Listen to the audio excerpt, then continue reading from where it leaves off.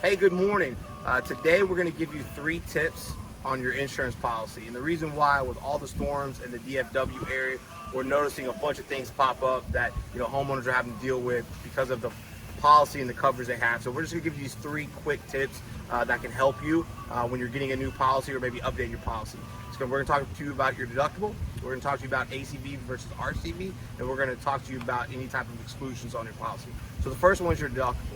Pretty standard is going to be your 1%. You want to make sure that you have a 1% or less. And the reason why is if you get a 2%, you get a 3%, we've even seen 5%. Recently, we actually saw a 10% deductible. What happens is that it's going to wipe out your entire claim. So if you have a $30,000, $40,000 claim, but you have a 5% deductible, your entire claim is going to be taken out where you're going to receive no money. So you've been paying insurance, but really didn't have coverage. The second one is going to be RCV versus ACV.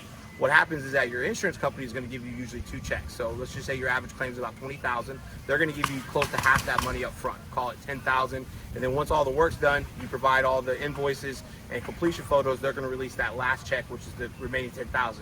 If you have an ACV policy, you will not receive that final payment. So what happens is not only do you pay your deductible, call it $5,000, you're going to be paying that additional 10 out of pocket as well. So this can cost you additional money if you don't have the correct coverage. The last is exclusion. You might not know what that means, but the most common is going to be metal exclusions. And what happens is when you have a metal exclusion and you file a claim, you might get your roof approved, but you don't get any of the accessories on the roof approved. You don't get your gutters approved. If you have like a metal on the property, say like a shed, that would not be approved as well. We've even seen where the garage door is not approved because of the metal exclusion. So you want to make sure that you don't have these types of exclusions.